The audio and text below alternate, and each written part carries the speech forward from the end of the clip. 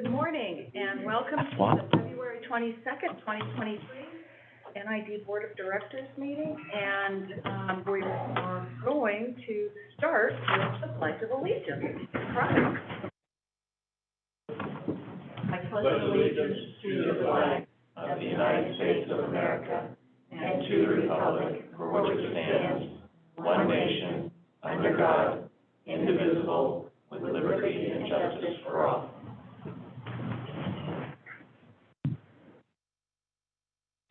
Chris, would you like to take the roll? Yes. Division 1? Here. Division 2? Here. Division 3? Here. Division 4? Here. Division 5? Here.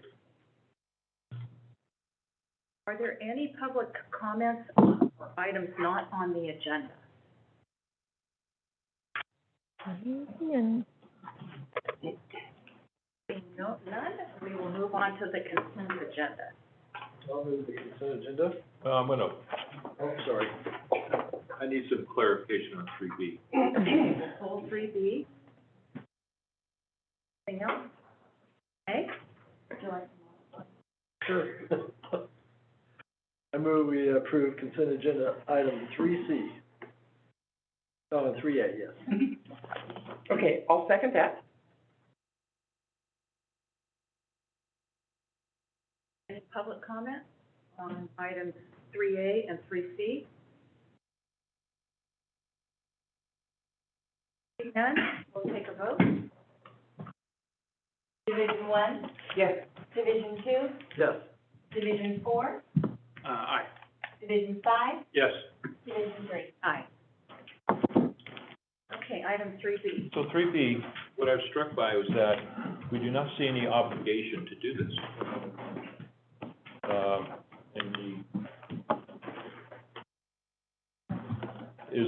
The district is aware of no requirement of the USFS FERC project license or federal law or regulation that would require the district to pay the United States Forest Service to operate these facilities. So why are we paying them money? Well, this was based off of direction received from the board last time so that the campgrounds continued to stay open. It's been Right. not exactly required by the FERC licensing because of the expiration of a previous agreement that was never restated. Right. But given the ongoing partnership with the Forest Service, I think that was the reason that the board moved forward with the direction to continue with the payment. Understood. And then it says that this is for this year only, Correct. and that we're going to look at it, reassess it. And I just want to go on record that if they would lighten up on our FERC relicensing demands, I might want to work with them more. Let me comment about that. It wasn't really that, as I recall. It was the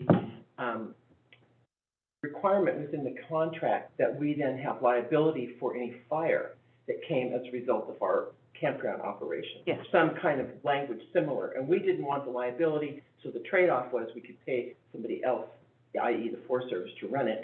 Then that removed the potential liability for us. Well said. Exactly. No, I understand that. Yeah, thank you. I understand that. What I'm saying that, this is saying we really don't have an obligation to even to pay them any money.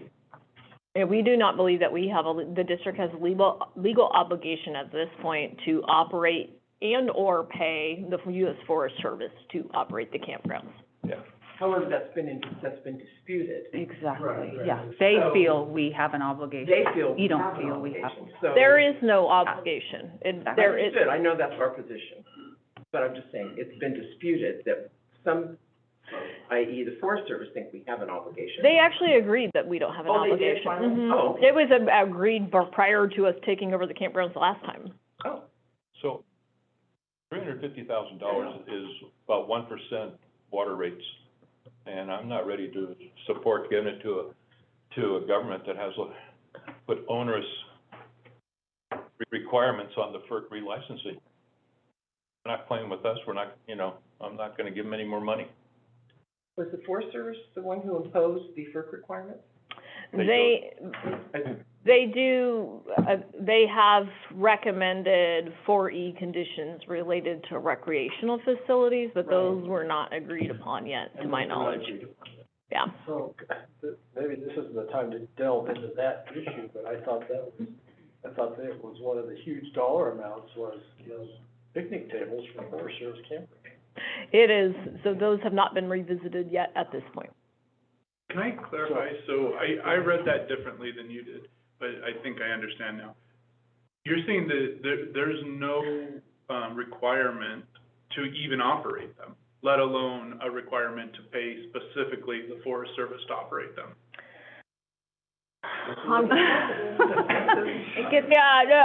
These are one of the questions that would be nice to be prepared for, because I have to go back and pull the documentation. But to my recollection, Dustin, you might have to jump in here, there was an agreement that has subsequently expired between the district and the Forest Service related to whether or not the district is obligated to operate the campground facilities and or pay the Forest Service to operate them.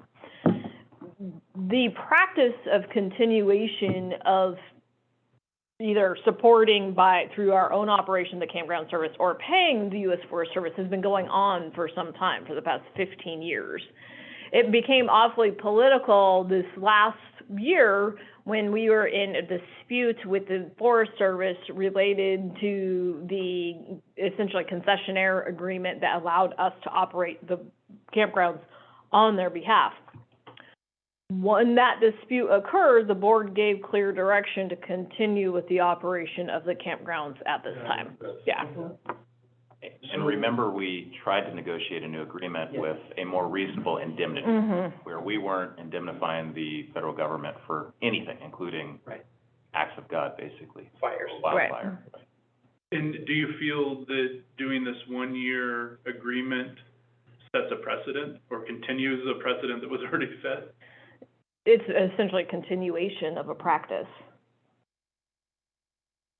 At this point, my recommendation is we continue with the collection agreement as proposed in the agenda, from the simple fact that we would like to reapproach the Forest Service regarding the proposed 4E conditions for the new FERC license. And I think that the relationship damage associated with not continuing this practice may be more costly in the long term. And whether we run it or they run it, it would cost us just the same. I mean, we've gotten down to that point where I'm able to work with them and say, that's a little bit high, that's a little bit low. So, because if you recall, last year, I think their first number was in the 480,000 range, and we got it down to 3. And so this year, it only went up 10%. And it would be what it would cost us if we were up there full-time. Might even cost us a little bit more just because we have to travel up there, and I don't have staff budgeted. That's a good point. I remember all that discussion. Yeah. Kind of, which way do you go? So what I'm hearing is the costs are the same or less by us contracting with them versus us doing them. Exactly. The cost isn't the concern, it's the legal risk associated and the liability associated with their standard agreement language. But Rich, I hear you, and I would really like to dive into this issue a little more. I got kind of sucked into this, a year ago, and there were folks on one side that were saying, this is absolutely a FERC responsibility, you can't get out of it. And then there was other folks that are saying, it's not a FERC responsibility. Right. So I'd really like us to delve into that a little more, because if we don't have to do it, it'd be nice to not have to do it. Right? So, I hear you. But and if we're going to continue the practice, not the precedent, it'd be nice to be working with a group that is working with us. You have a good relationship with them, Monica. I have a really good relationship with them. But overall, that relicensing demands are, like Chris said, She just said that they're up for renegotiation, or they never were settled, and I don't think it's settled. The 4E conditions from the Forest Service were never actually agreed upon. There was some long time dispute related to them. And so I have, about a year ago, when we were last talking about this, did mention to the Forest Service representatives that we would like to revisit them just from the simple standpoint that the cost of recreation per megawatt generated from our hydropower project is much higher than in comparison to other FERC licensees. Yeah. So, my. I don't think that this is the hill to die on today. I think this is actually gonna cause more issues. I agree.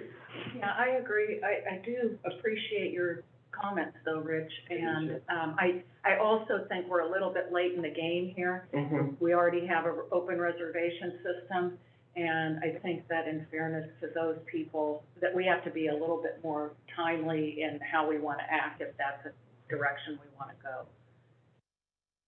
So, is that?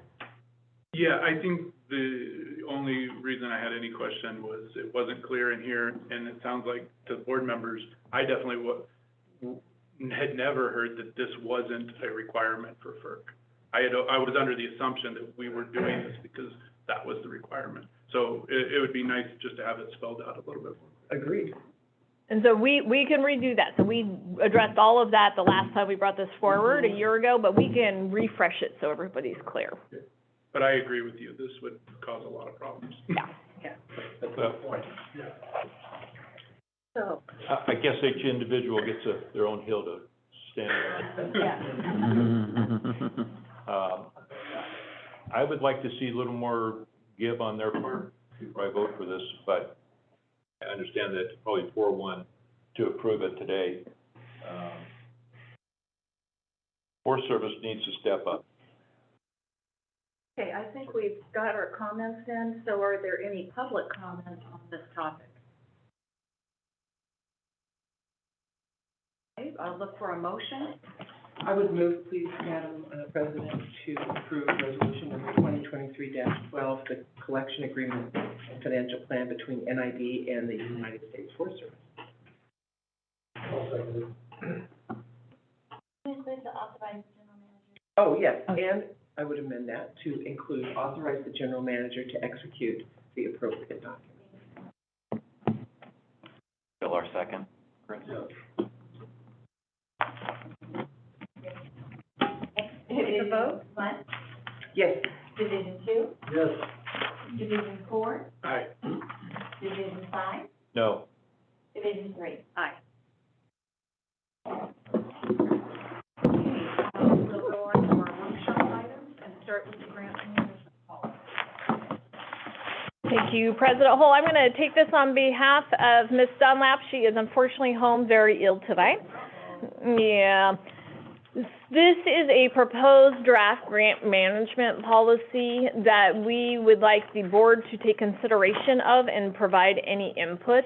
And it is related, I think it is, on my packet, it's missing a page. It essentially outlines approval authorities for grants and how they are documented and accounted for. In the past, the district has had some challenges with appropriate accounting of grants, and a lot of that is largely due to not being very well organized on the application and then receipt of the funds and the expenditure of the funds. And this becomes especially problematic when there is any type of federal grant monies involved, because there are significant audit requirements for federal grants. And it can take a long time, especially to obtain reimbursement when the grant is issued on a reimbursement basis if your accounting isn't aligned. And so for that, we are recommending that the board take consideration of a grant management policy that staff would then follow for applying for and obtaining any grants for the district. Okay, so I have a question and a comment. First, I'm really pleased with the language that talks about focusing on capital improvement and not, how many times have we seen public agencies grant money and they fund positions, and then the 2 years down the road, they can't do that. So I really applaud the staff for putting those conditions in. I think that's great language, and I'm all for this.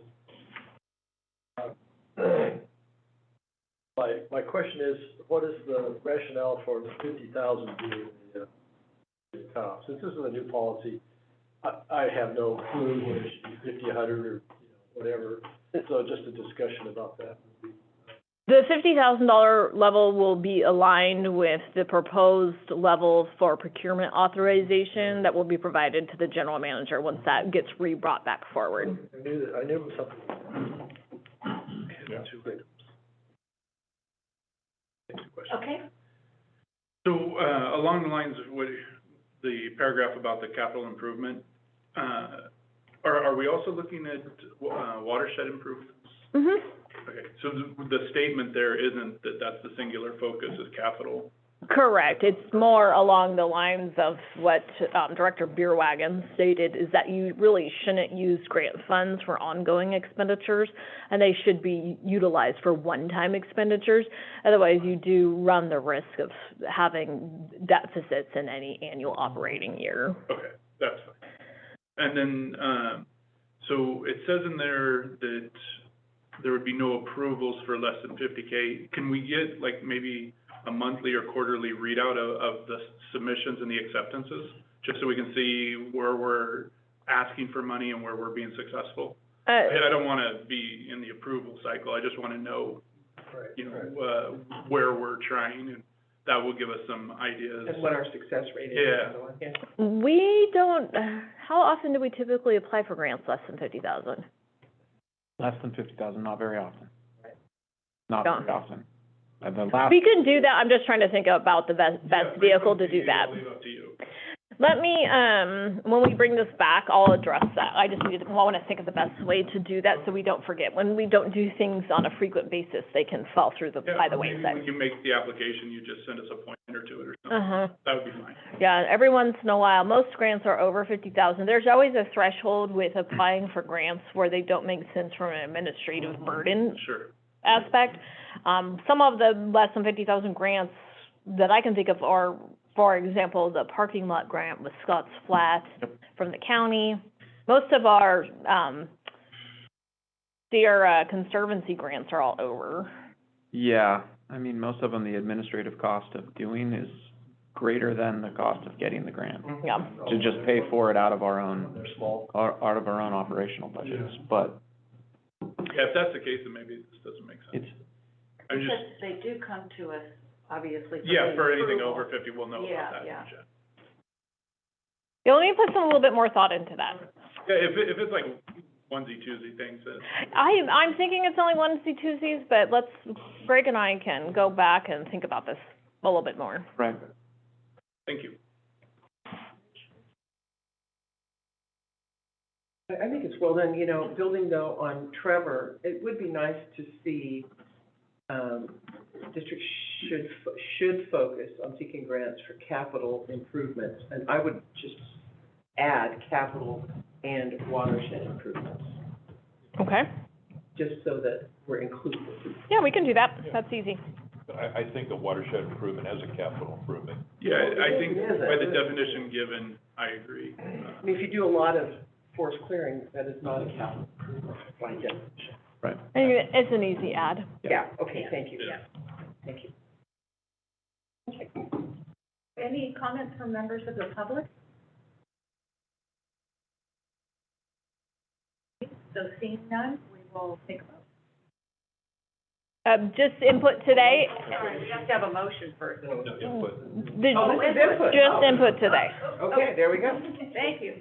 And we'll bring this back on a regular agenda, and I will seek to address the comments that we received today. Nicely written. Very well. Yeah. Yeah, it was, good job, Sandra. Feel better. Yeah, Sandra, please feel better. Yeah. That one.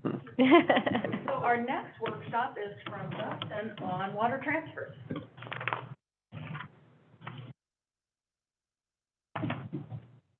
Well, good morning, board and members of the public. This will, hopefully be a tag team. I see Tor's here, Chip's here, Jen is obviously here. I think all of us will participate at points in this discussion. We're gonna be talking about water transfers. Thank you. Let's just jump in.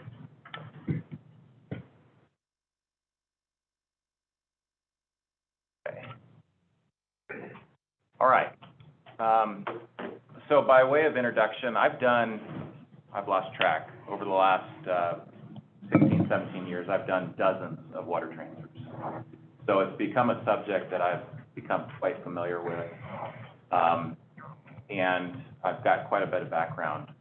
Different sellers, different areas of California.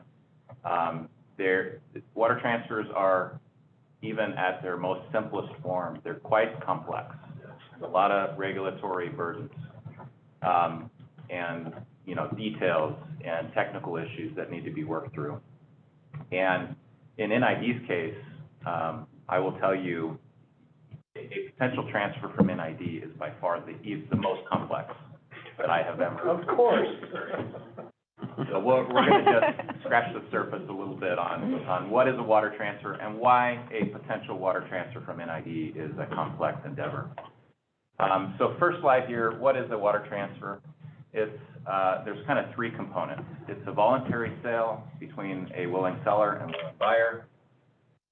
It's new water to the system. That's a key component. So you can't just spill from a reservoir under natural conditions and then expect to sell that water. It has to be new to the system. And then finally, it involves a change to water right terms. That's usually a temporary change of a short duration. But the three components: voluntary, new water, and there's a change in water right terms. So let me contrast that last bullet point with something that you're very familiar with. You obviously, in most years, when you declare surplus, we have some surplus water sales, most notably Grass Valley, City of Nevada, Nevada City as well. I do not consider those to be water transfers. I consider those surplus water sales. Two totally different things. And that's because that last bullet there, it does not involve a change to NID's water rights to accommodate that sale. Surplus water sale doesn't require this. Correct. Okay, so you'll recall maybe last year or the year before, we talked a fair amount about water rights, and there's a distinction between appropriative rights and riparian rights. So for water transfers, you cannot transfer a riparian right. So that automatically is off the table. So we're really only talking about a transfer of an appropriative right, and there's the distinction between a pre-14 and post-14. And it's actually a pretty significant distinction. Under a post-14 right, you have to go to the State Water Board. They are the entity that considers via petition whether you can participate in a transfer, and they will condition it, you know, that it's subject to review, public review and comment. The Water Board ultimately will issue an order. That order will contain conditions, and then you can decide on the basis of the order whether to pursue the transfer or not. So that's, again, with a post-1914 water right. It's a very involved process with the State Water Board. There is two types of petitions with the State Water Board. There's what's called a temporary change. That's a transfer of 1 year or less. Or there's a long-term change, which is more than 1 year. Almost all transfers in California involving post-14 rights are that temporary change category. They're short-term in duration.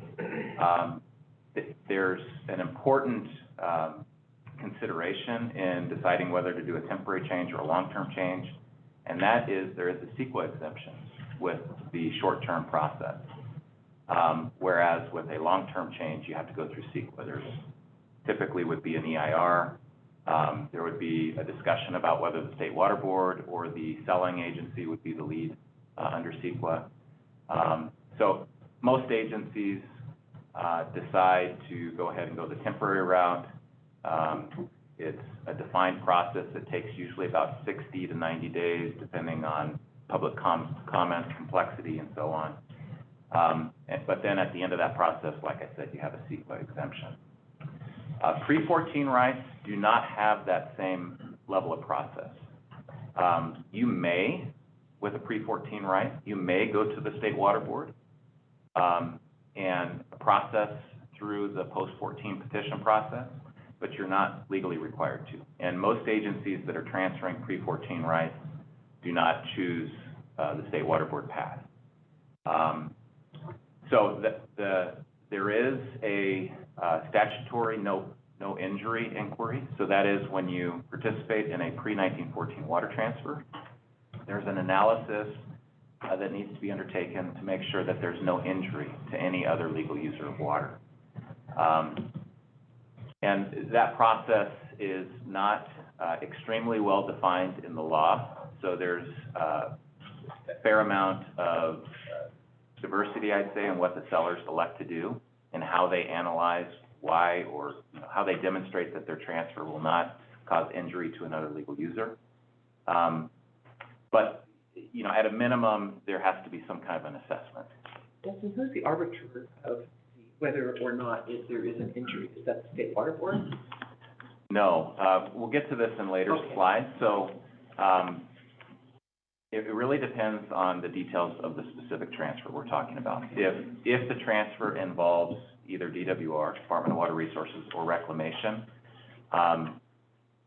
they typically become the arbiter of whether there's injury or not. And there's a host of ground rules that they require. So when would the Bureau of Reclamation or DWR be involved in a transfer? Anytime you're moving water through the Delta, where it touches their facilities, right? They own and operate the pumps in the South Delta. So given that, you need their consent to touch their facilities. If there's a transfer delivery method for NID where we could put water into Folsom Reservoir, well, that's a CVP facility. That would invoke the Bureau's approval authority. So that's how they would then get their hooks in you. If we had if NID was a seller and the buyer was somewhere upstream of the Delta pumps, not affiliated with a CVP facility, we can get from point A to point B without touching either a CVP or State Water Project facility, then the arbiter would ultimately be NID, the seller. And it would be subject to challenge if somebody disputed that. But there's no umbrella entity that governs all. So.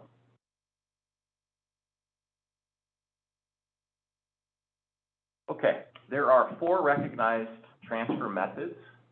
I have assisted sellers with each of these over the years. And we're gonna, in the next few slides, we're gonna talk about each one. But at a high level, groundwater substitution involves a seller basically operating under 2 different rights. They have an appropriative right, a surface water right, and then they have an overlying groundwater right. And the concept is they're going, rather than diverting 100% of their surface water, they're gonna shift to utilize that groundwater right for a portion of their demand, and then leave the surface water right in the system and sell that to a purchaser downstream. We'll talk about in a little more detail in the next slide, I think. Cropland idling and shifting are very similar. Idling is basically the fallowing of a field that would otherwise be planted in the absence of the transfer. Most idling in California is rice in the Sacramento Valley. Crop shifting is going from a high water use crop to a low water use crop. So something like rice to, say, like safflower or something that uses significantly less water. And then you transfer that delta, the difference between what rice would have consumed versus what that lower water consuming crop would have used. And then finally, reservoir reoperation. As the name implies, you're reoperating a reservoir to deliver new water to the system to a purchaser down. Justin, on these 2 cropland methods, I'm a little confused in my mind. This would pertain to a landowner or a farmer that wants to transfer water, not to an irrigation district, correct? I mean, so it's actually a little more complex than that. So in most cases, the surface water right that is being transferred is owned by the district, but it's owned in trust for the benefit of the landowners. right? Then the landowners obviously own the ground that's gonna be idled. So what happens is it's a discussion between the district and the landowners. Okay. The district, usually me, will negotiate terms of a potential sell. There's no guarantee to the buyers, right, because this is a voluntary arrangement. We may or may not have landowners interested in this, but there's a negotiation. We arrive at terms that the district believes would be satisfactory, and then they open the program up to landowners, and they say, do you want to participate or not? And there's a series of agreements, so there would be a purchase agreement between the district as the seller and the buyer downstream. And then there would be a separate agreement between the district and its participating landowners to make sure that the landowners agree to honor the terms of the program, keep the field dry, and so on. Okay, so carrying on with that, looking at our situation, I wouldn't see enough farmland or water developed by doing this in our. I would agree. In our district. Pasture is by far your largest irrigated crop, correct? Yeah. In the current rules do not allow you to idle pasture. Okay. So you could, I mean, in theory, you could idle, tomatoes if someone had a field of tomatoes. But I would agree with you. I don't think there's enough volume. The water volume. Yeah, to make it worthwhile. Okay. That Now- was confusing to me, why that was even in there. I go, oh, wait a minute, so that clears it up. So what is not here, and this is actually a frustration of mine. Since 2009, we've had a series of state mandates requiring more aggressive urban conservation. I think we should be able to transfer the volume that's associated with that conservation. But the current rules, in particular, the rules set by DWR and Reclamation, do not allow you to transfer the water that you've conserved over that, over the last 14 years or so. And it's considerable. I mean, Chip puts up the slides, but that's 2020 as a baseline, right, Chip? These are more recent slides. If we were to go back to 2008, 2009, that conservation, do you happen to know? I don't know. It's big. I mean, I'm guessing here, but I think it's many tens of thousands of acre feet, probably between 10 and 20. And that's revenue loss to the district, that water we didn't sell. In a way, yeah, I mean, it does stay in your reservoirs. Right. But. At that moment in time. Right. And there is obviously a need in many years in California for additional supplies. Here we are investing, our customers are making a sacrifice, the district's making a sacrifice, there's costs associated with that. It would sure be nice to be able to market, when it makes sense, that water that we've conserved. So that's something that I'm working on. It's really a policy level discussion at this point, but at this point in time, it's not a recognized transfer method. And what was the rationale for that? It's really a concern about new water, that it's really difficult. But it is new water. It is new water, but how can you, let's take this year as an example. Let's say, how can you say,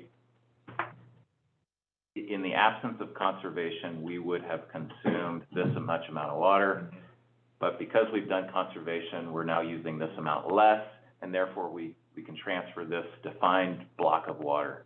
It's really hard, and it becomes very technical when you try to define the amount of new water. Because urban water use does vary quite a bit on a year-to-year basis, naturally. So I think we can get there eventually. I think it's needed. I think, especially in districts like NID where urban conservation is incredibly expensive.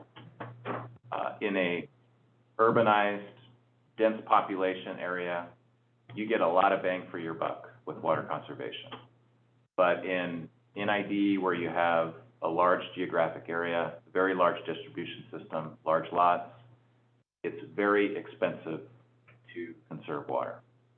So I think you know, we're making progress. It's on my, you know, it's one of my focuses, frankly, in the area of transfers. I would like to see the state get to a point where we can recognize urban conservation. You're looking at the delta between today and like 10 years ago, not today and last year. That's what you want to be able to sell. Yes, because in 2009, that's when the first real legislative effort to mandate urban conservation came about. Okay. You may recall that's the 20% by 2020. Well, that lasted about 5 years until the 13, 14, 15 drought. And then all of a sudden, the goalposts moved and it was, you know, conservation times 2. And then we had a new series of legislative mandates in, I want to say 2018 or maybe 19, that moved that goalpost even more. So today, we are way beyond 20% by 2020. We achieved that, and now we could probably figure this out. Maybe Chip can, but I'm guessing we're 30 or 40% of where we were in 2008, 2009. And we're still short water How's that? statewide. Oh, yeah. Dustin, would you go back, for a second on the, you said, I heard you say, it's hard to quantify that amount of water, but why do you say that so? Because we have records, right? And don't we have, can't we, It's not allowed right now. it's not allowed to do that?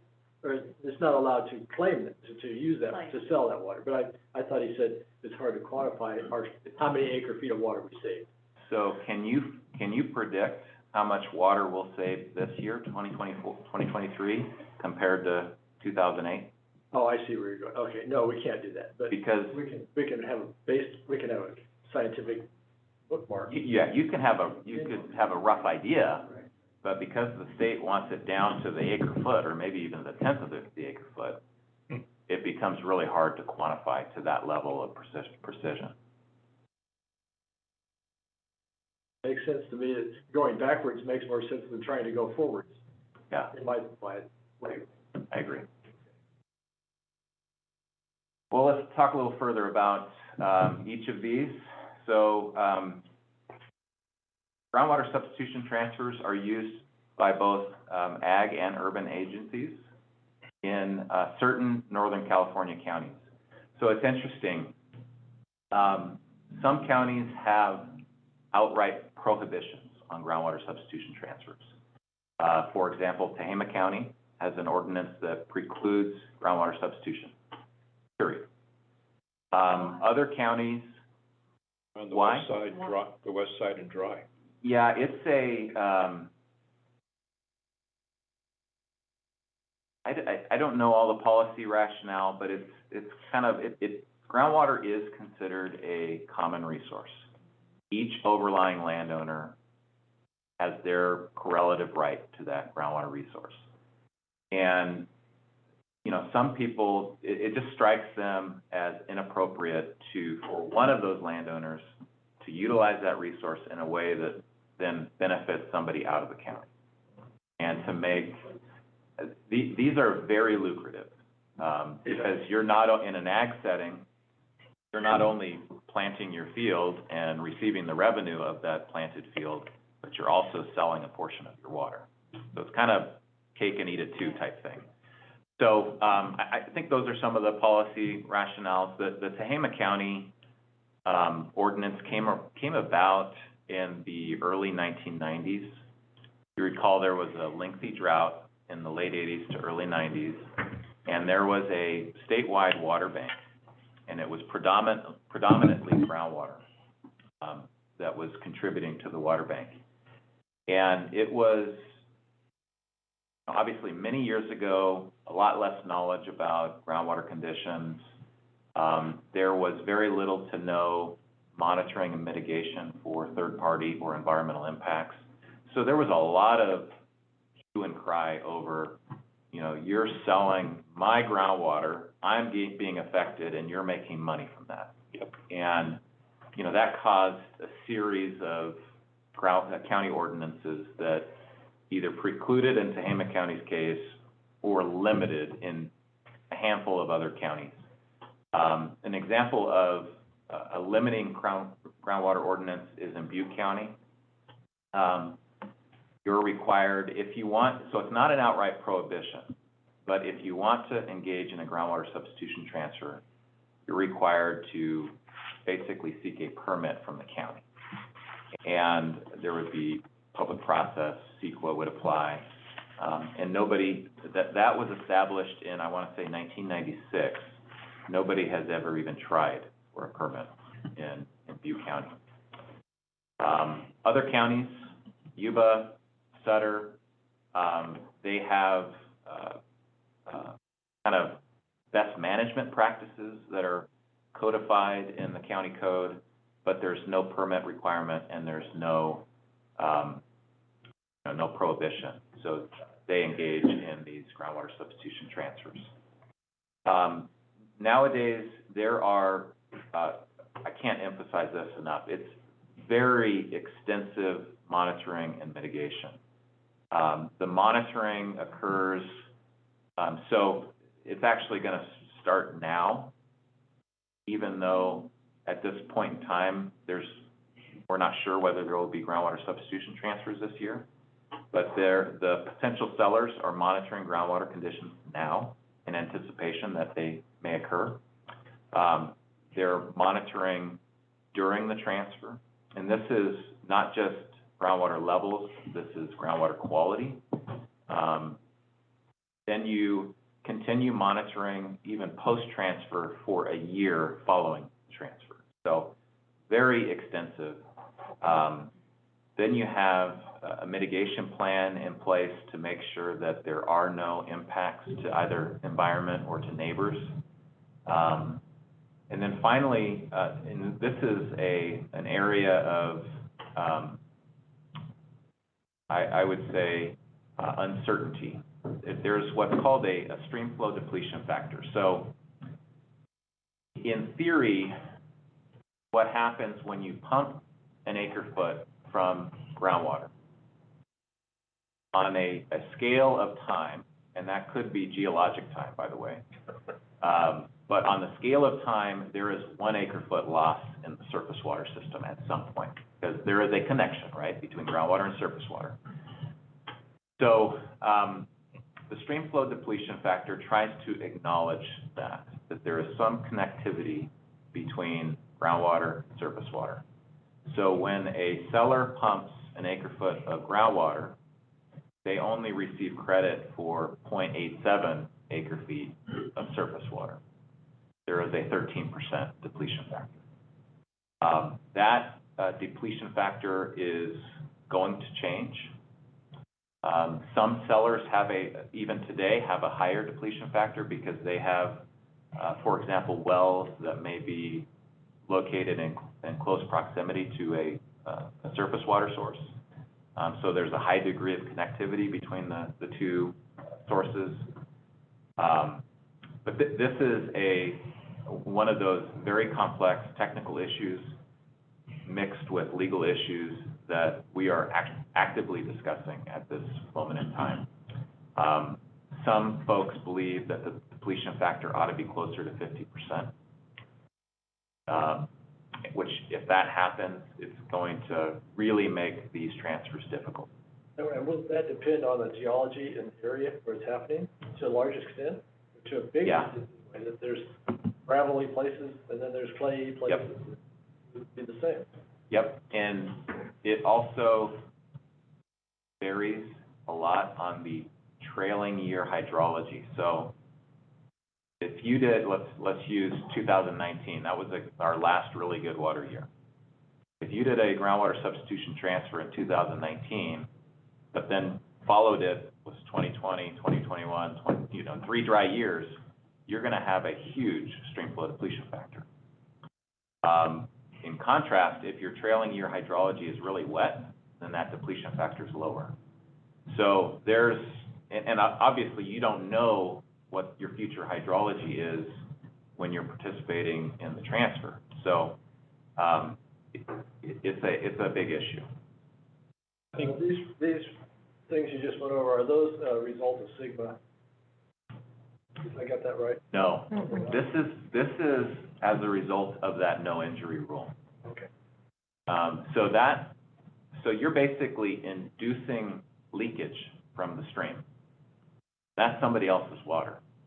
You're causing injury, and it may be on a minuscule scale over a period of many, many years, but if you add up all of the groundwater substitution transfers, cumulatively, there's an impact. And that's impacting somebody downstream. Some guys were just putting a pipe right into the stream, basically. But in Glenn County, I think there's about 260 monitoring wells, and they monitor year-round. And Tehama County's even drier. But in Glenn County, you can tell, once the big guys start pumping up in the foothills, the water usually goes northwest to southeast. It will do like this, go right to those big pumps. So they know who's taking the water, who isn't, who should be. A lot of animosity. Sure. And the big fear was somebody will come in, like Justin, somebody will come in from LA, buy a farm next to the river, and just start pumping, selling the water. Thank you for that history.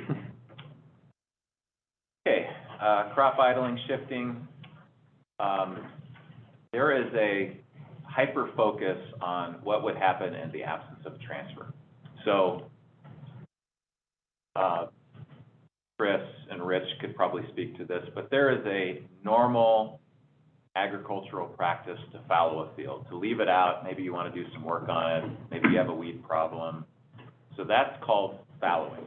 And you cannot, if that's your plan, you cannot just idle your field and then sell the water. No, you are going to fallow that anyways. You're gonna plant it next year again. Right. Now, I'm sure there are people that try to get around that, but not if I could stop it. So the landowner really needs to credibly say, if this transfer doesn't go through, I'm planting that field. Another situation I've experienced is I want to convert that field. I want to go from rice to trees, and I'm going to use this transfer to do it. That may not work, because you need to be able to say, I'm planting that field in the absence of the transfer. Another common misconception, and actually a source of frustration for the landowners that participate, is you can only transfer the water that the crop would have consumed, called ETOP, or evapotranspiration. So for rice, that's currently 3 acre-feet per overlying acre. That's what they believe the rice would consume. Now, the applied water for rice is something much more than that. Greater than that, yes. Right. So 5 to 9. And that, it depends on the field, but yeah, it can get way up there. And, the landowners have a hard time swallowing that, here I'm drying out my field, I'm not applying, let's say, 6 acre-feet over that acre. Why don't I get credit for that? Well, again, it's a no injury focus, so, and it's a new water focus. So you can only, the new water that you're saving by virtue of idling that field is the water that the plant would have consumed, not the water that was there just as part of the process. The field basically has to look like the moon for the entire growing season. You can't have any weeds, you can't have seepage. Cover crop, yeah. Well, in theory you can, but it has to be a non-irrigated, and there's problems when you try to do it. So most landowners ultimately decide, I'm gonna keep this field looking like the moon. And then there's statutory, and there's many districts have local policies that limit the amount of idled acreage, usually to 20%. You don't want to create a situation where there's a concern about potential biological impacts. So giant garter snake is a, species of concern. They love to live in rice fields and the drains, and they go all around.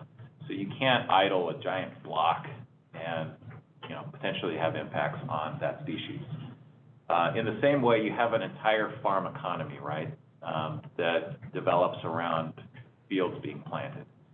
So you don't want to idle 80% of the ground because you're going to have these kind of cascading economic impacts on these ancillary businesses.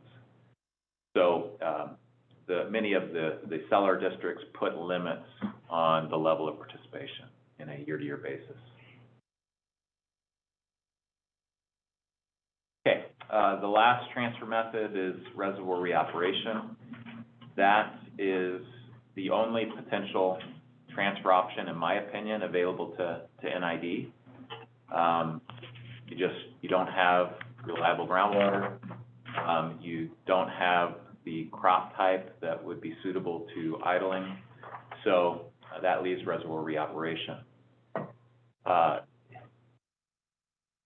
To propose a reservoir reoperation transfer, you have to provide very detailed information on your facility. Monthly storage levels, end of season low point, historic releases, in-stream flow requirements, flood control diagrams, et cetera.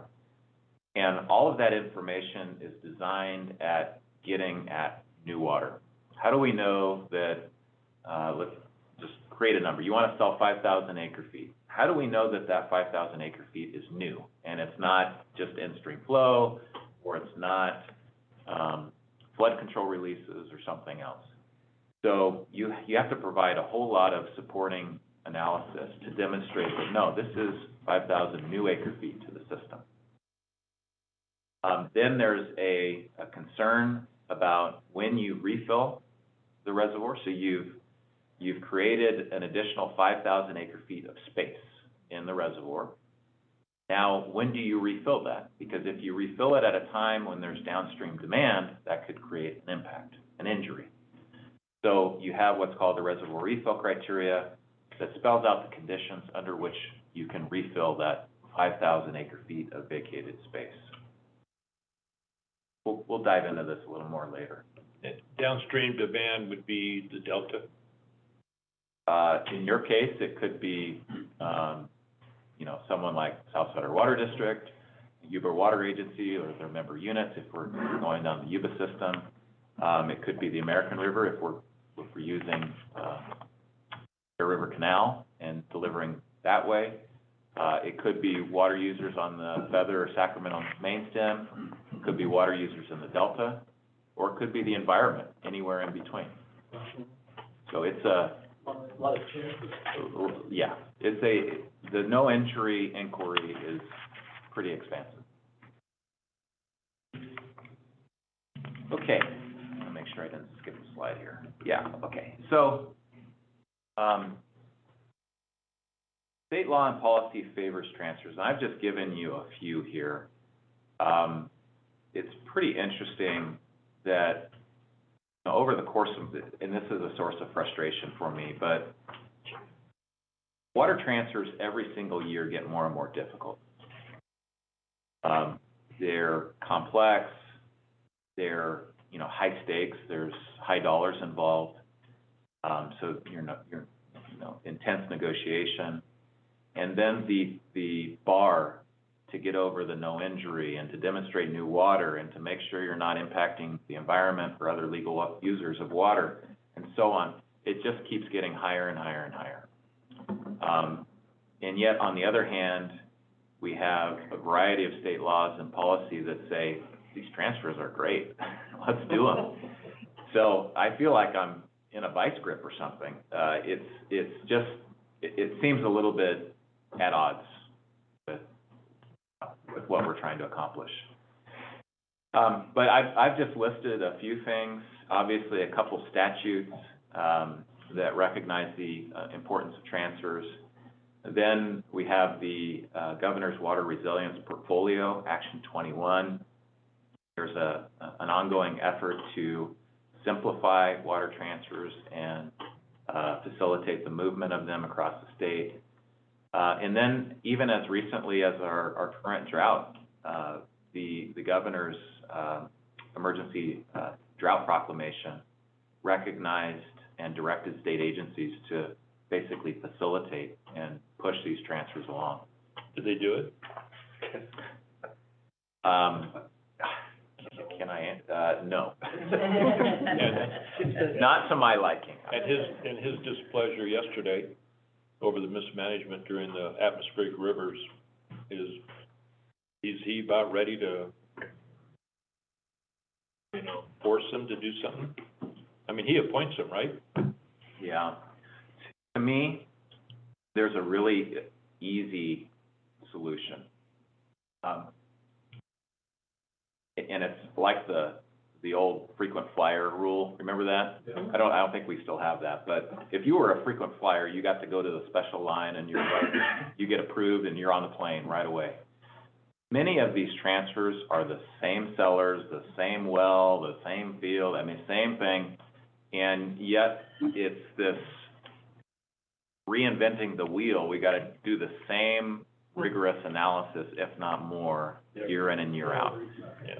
So I think there needs to be some kind of frequent flyer type concept where, okay, you're a known commodity, you've done transfers, you haven't injured the environment or another legal user, go to the front of the line. Or just like you get pre-screened now for TSA. Yeah, TSA, pre-screened. You could be a pre-screened farmer. You have to Yeah. pay for that, right? Yeah. You know, but contrast that with a brand new seller. NID, brand new seller, okay, we're new to the game, we gotta go to the back of the line, we gotta go through the entire process, we need to prove ourselves, right? So that's, if the state could, implement something like that, I think that would really help to, achieve state law. But somebody in the state has to be pushing back. Yeah, I think, I think there's competing interests with anything. It's, there's a similar state law and policy mandate to protect the environment. There's a similar state law and policy to protect other legal users of water. So there's competing demands. The folks that are looking at transfers aren't just looking at what I've presented on this screen. So they're just taking a different perspective, I guess.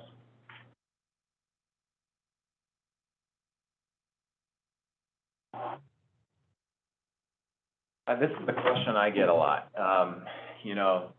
Dustin, if we decide to transfer, how are we gonna be assured that we can get our water back? We don't want this to be some kind of forfeiture. We don't wanna, give this to Southern California in perpetuity or to someone else's crop. So what can you do to protect our water rights? If we do this, this year, we wanna make sure we can have our water next year. And what I've presented to you is a couple statutes in the water code that protect your water right in the event of a transfer. There is also, part of my job is obviously to add to this. So in any purchase agreement with a prospective buyer, there would be a very lengthy section in that agreement that outlines the protection of your water right, and that there are no guarantees of future transactions. Once this deal is done, you have no rights, so on and so forth. The other concern is, is this a beneficial use? And again, there's statutes that protect and actually declare that a transfer is considered a beneficial use of water.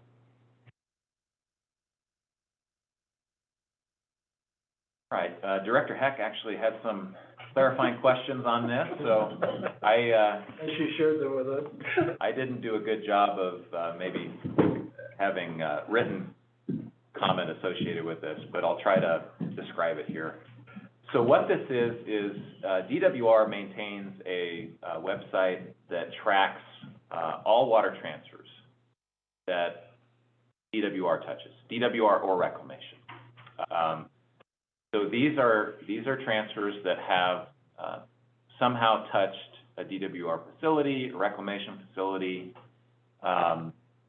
or involve a settlement contractor or diversion agreement holder if you're on the Feather River. That casts a wide net. So that is most of the transfers that have occurred over this period of time, but not all of them. They're just state of California, right? Most of these are north to south, so Northern California to south of the Delta. However, there are some transfers in these numbers to other Northern California, so north to north. So for example, Tehama-Colusa Canal Authority. Rich is a purchaser of water. Your purchases are contained in these roll-up numbers. This does not so if there's a landowner in Kern County, and that landowner is selling, or a district in Kern County is selling to another Kern County purchaser, those types of transactions are not included in these numbers. So this is primarily north to south, because they involve the CVP and State Water Project pumps. They show up on this data website. And I added up the sales of some of our neighbors in our region here. Placer County Water Agency participated in a number of different sales, not every year, but I believe 3 or 4 years. And their transfer Sources of their water is not the PG&E water that they buy. I actually don't know. I know their transfer method is reservoir reoperation, but It's American River. American River, they pump out of it to, yeah, they have the same agreement with PG&E. They have a similar agreement with PG&E, they purchase their PG&E water, but the water they utilize to transfer is all from their water rights on the American River side. Gotcha. South Sutter Water District, they have what I would call a hybrid transfer method. So they obviously have reservoir, Campfire West, and then they also have groundwater facilities, or landowners have wells. So their program has somewhat morphed over the years, it's my understanding, from what was probably originally a pure reservoir reoperation transfer to what is today some hybrid between reservoir reoperation and groundwater substitution. But South Sutter has participated, I want to say, in 9 or 10 of these years. Finally, El Dorado Irrigation District, they're also a reservoir reoperation seller.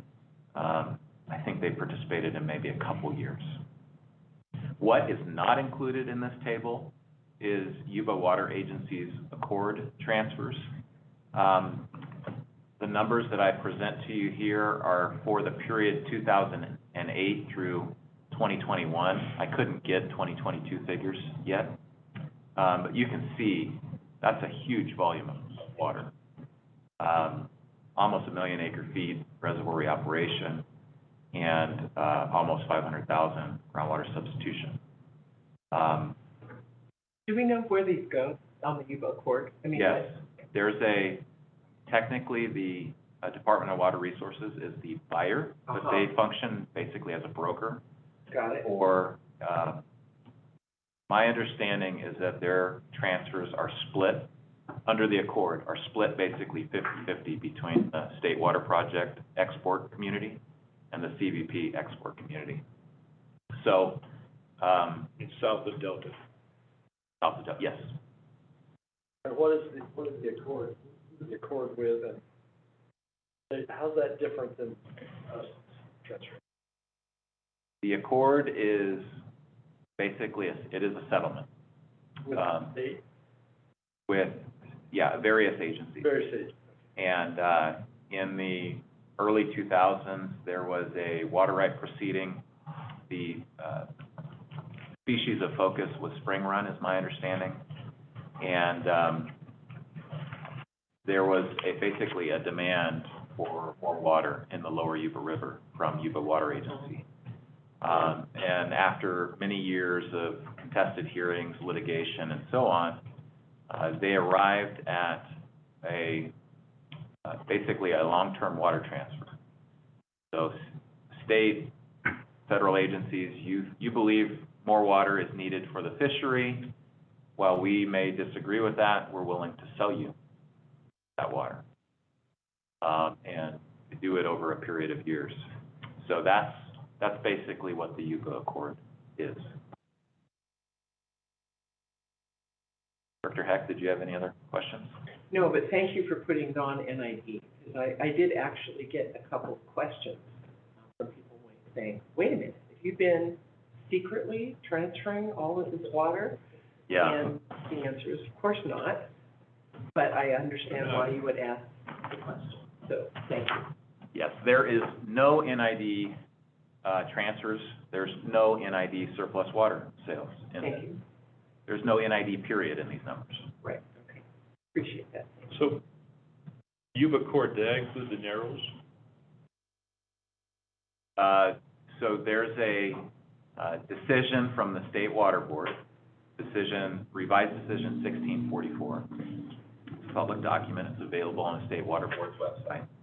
But there is an obligation in that State Water Board decision, which in effect becomes a condition on Yuba Water Agency's water rights to complete the, help me out, Jennifer, Narrows 2 Extension project. Extension, yeah. It's a project to address temperature concerns on the lower Yuba River. It would pull water from lower in the reservoir from the cold pool. Below Englebright. Yeah. That revised decision is dated around 2007, maybe 2008, and that project has not yet been completed by Yuba Water Agency. So the Territorial magazine, 3, 4, or 5 years ago, saying that some farmers in the Yuba Water Agency area were netting about $100,000 a month. Easily. Easily. Yeah. On the groundwater? Easily. On the ground, in 1 year, according to their CAFR, it's a little bit difficult to ascertain exactly what the money was transferred, but Yuba transferred $48 million to private property owners. So they were substituting reservoir water for groundwater, so they weren't pumping water, is that correct? Yeah, so they deliver less surface water to their farming customers. They pump more groundwater, and then they sell the surface water and transfer the money through back to the property owner. It's a high water table. Sometimes. It has to be, right? Lucky them. Right. That's right. Dad didn't buy the farm in the right area. No, he didn't. So we're now shifting to a more kind of focused discussion of a reservoir reoperation transfer. Item number 1 is the seller, NID here, has to declare surplus. And I can't emphasize this enough. This is another common misconception that, you know, how dare you short me in order to sell to someone else? You can't do that. NID would not do that. NID will not do that. So it has to be surplus water conditions first. That means that all local needs are met. That includes our traditional surplus water purchasers, Nevada City and Grass Valley. Item 2. Can I ask a question on that? So when the state mandates a level of drought conditions, so let's say they say we're stage 2 drought for the state, but we're not, we have surplus water, then can we Transfer? Yes. Because in the past, we've kind of mirrored what the state has done, right? Even though last year we had adequate water, but we put a stage 2 drought declaration. We had to because of the emergency regulation issued by the governor. So how would that be different in another year? The year before, we were in stage 2 or 3, and Nevada City went to 30%. rationing. But that's not my question. My question You is can- when the state makes a mandate that the state is at drought level 2, 3, whatever, and we have adequate water, so we, if it was all up to us, we would declare a surplus water year. But Our we can't. our surplus definition isn't tied to the state's drought actions. Okay. They're Yeah, it- separate. It's not a legal issue. It really becomes more of a optics or a communication issue for us. And, I'll give you a real world example. South Feather Water and Power Agency, much like NID, they own a series of reservoirs, power projects. They participated in reservoir reoperation transfers in 2021 and 2022. They faced that very problem where on one hand, the state is telling them, you shall go to stage 2. And yet on the other hand, their local conditions didn't mandate, didn't dictate any level of conservation. So they participated in a transfer. So it's not a legal, impediment, but it does become a communications issue. Sure, yeah. And you can understand that, right? A customer's being told what seems to be contradictory things. You want me to conserve and yet you're selling? So Right.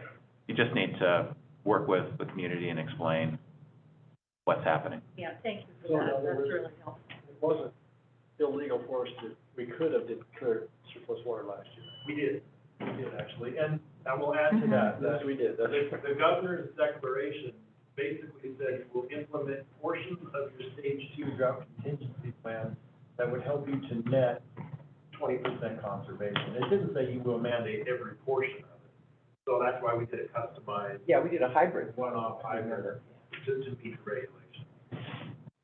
So one of the concerns that I hear, when talking about this is next year. And, let me just explain a situation, tell me if it's okay. So what I'm hearing from you is, if we do a transfer this year, because we have surplus water, next year, a new, connection in the rural community wants to be had, there's water in the ditch for them. Are you saying that NID is obligated to serve them prior to doing a second water transfer next year? I don't foresee a scenario where NID does multiple transfers, consecutive year transfers.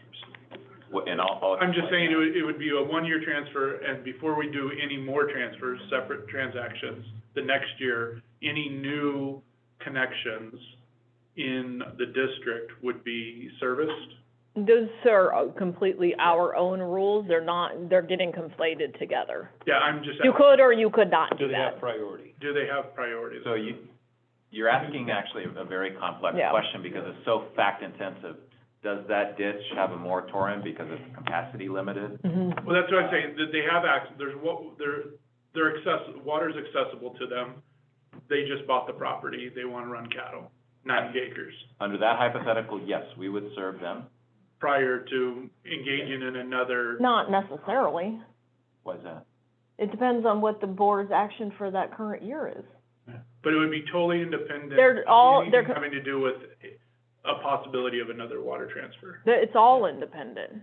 I think that's just what people wanna hear, is if we do this one time, and I need more water next year, and there's more water available to me, that gets considered independently of doing another water transfer in the future. Not allowing increases in raw water, new customers was a board level policy that wasn't necessarily, doesn't have to necessarily be tied to anything else.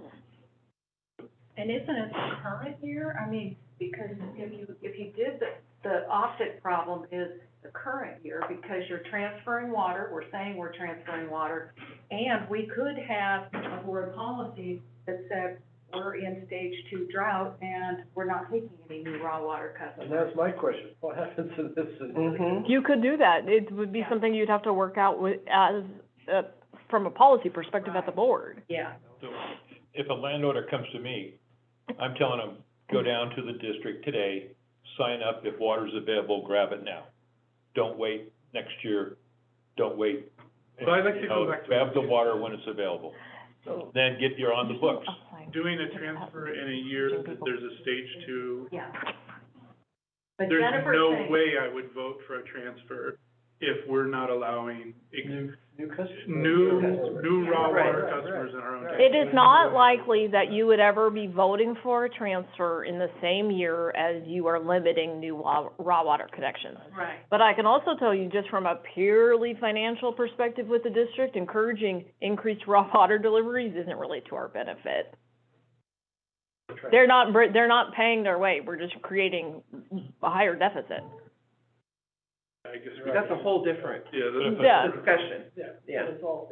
You likely would never be, that would never be presented to you to do in the But same that's year. why we're doing Prop 218 in the fall. Right.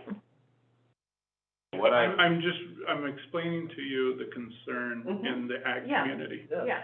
Right. what I hear, Yeah. the hypothetical I hear you presenting is NID has the water, NID has the capacity to deliver, they have a customer willing to pay their fair share, pay the rate, pay whatever, they need to pay, they're Yes. complying with rules and regulations. Would we serve them? So I'm making, I think you're gonna say, yes, you would serve them, but I'm in agreement. I think that analysis comes totally independent of a Yeah. water transfer. And I think that's a fair answer, is that we keep it independent and, Yep. The problem comes with the perception of the community. That's where the problem. yeah. It's more of a problem than us figuring out these nuances, right? It's like, I think the community does understand the decision-making Right. process. right, They're concerned that if we start doing water transfers and they need more water because they're growing their cattle operation, that water transfer is gonna continue over time and I'm not gonna be able to get more water. That is the concern. Honestly, I think bullet one is meant to tackle Yeah. the whole topic. There's, Yeah, it doesn't say existing or new. Basically, no shortage to in-district customer, period. We can't do a transfer in any year in which we're shorting our own internal customers. That I think is very clear, yeah. I also think that the reality is there's not a large number of current customers increasing their water deliveries, and new customers are largely constrained outside of any drought declarations based off of canal capacity or ability to get to the canal. Yeah, I would agree that access is a bigger problem. Yeah. I want to emphasize that. If there's a future scenario where you're telling a prospective customer, sorry, we can't serve you, it has nothing to do with a transfer. With the No. water transfer. Right. Yeah, There's other things going Something on. else, Yeah. another problem. It's more likely an access issue. yeah. This is completely just a PR thing. Yeah. We need to make it clear what the decision-making is, and part of that clarity is that these things are orthogonal. I'd still say if the water's available, get it, and we'll address it in the 218. Okay, I think this is Yeah. very helpful This is very helpful. Very helpful, and, yeah. part of the messaging that we need to emphasize. We covered one. We probably covered. That's why we're having a more. workshop. Dustin, you're on a roll. Okay. Yeah, Not even really 11 good, o'clock. man. Number two is a big one. You need to secure all regulatory approvals. I just listed some of them. There's more. You have to comply with CEQA, right? This is a discretionary action that has the potential to affect the environment, so it's subject to CEQA. There's a corollary, NEPA, that's basically the federal level CEQA. If there's a federal action, so if you're selling to a CBP purchaser that involves the Bureau of Reclamation, that's a federal action that's discretionary, so it invokes NEPA. If you're transferring a post-1914 water right, you have that state water board process. You have biological opinions, which are banker boxes worth of documents that govern the Delta operation.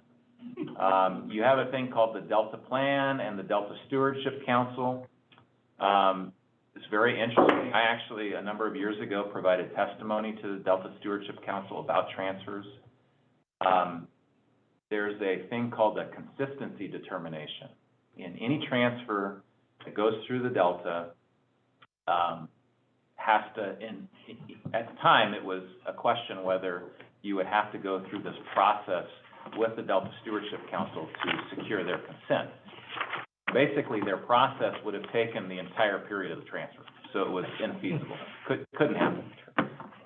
So the result of that, the outcome is that 1 year or less transfers are exempt from this consistency determination. On the other hand, if you pursue a longer-term transfer, you have to go through that process. They're not exempted. Then you have a thing called the WTIMS, Water Transfer Information System. That's an online portal where you're submitting that detailed reservoir operation data, refill criteria, all kinds of different information. Item 3, you're doing all of these in parallel, really. Yeah. These aren't chronological, but you're talking with the buyer community. Price and terms vary significantly on a year-to-year basis. So you're negotiating the best deal that you can get, given the conditions that exist at that time. This will define very important things like point of delivery. Where does the water get delivered to the buyer? There's risk of loss, right? Nothing's guaranteed in this world. So the seller wants the point of delivery as close to your facility as possible.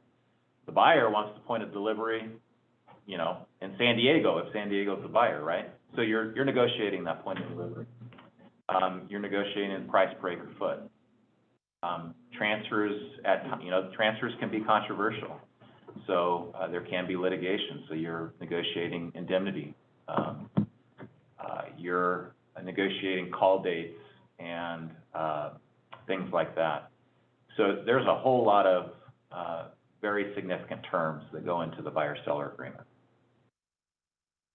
If you're moving water through the Delta, or if you're invoking DWR reclamation's approval authority, which 9 out of 10 times you will, then you have to execute what's called a storage and conveyance agreement. As the name implies, the projects will basically carry the water through the system. They'll track it. There's a what's called a delta carriage loss. It varies between 20 and 40% on a year-to-year basis. So, yeah, it's significant. And the delta carriage figure factors a lot into the price. Yeah.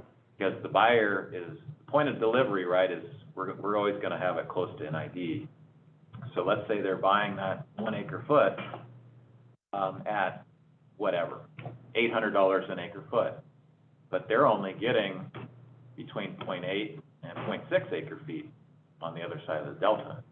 So that increases the price per acre foot from their perspective. There's also... Could you explain, because the 40 to, whatever you said, 20 to 40% carriage loss, is that evaporation, leakage, or is it? What is it? It's the increment of that block of transfer water required to maintain Delta water quality standards. So the Delta, you have to maintain salinity standards. There's various compliance points. So it's basically paying a tax. Okay, that's what. In order to use. As opposed to actual loss. Yes, it's a loss, but it's to the environment, and it's a tax to basically pay their share of. Got it, okay. If they didn't have that tax, then somebody else is paying it, right? Because you still have to maintain that Delta salinity compliance. And it goes up to 40% on a drier year? I consider the carriage analysis to be a black box. Yeah. I can't make heads or tails of it. So in a year like 2014, very dry year, it was 20%. And I was way surprised by that. In wetter years, I've seen it 35%. 2018 was a decent year. It was 35%. Do they get any money for that water? Department of Water Resources? No. They don't resell it? No. That was my question too. So this is a subjective, Thank you. subjective, determination, right? I don't think Who gets to decide whether Decides it's that 20 or number. 40 or 30%?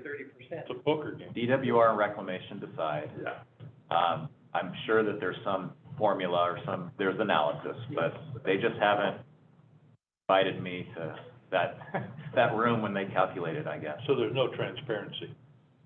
No. And it's really more of a buyer issue. And over the years, the buyers have, advocated for certainty. You know, just pick a number, you know, make it 25%, 30%, and just set it there. That way we know the block that we're buying is the increment we're gonna receive. So they have to pay for the, or The buyers. the buyer has to pay the full, They The pay, carriage yeah. water. So they pay the carriage fee, that's what, thank you. And any wheeling Could be fee. negotiated.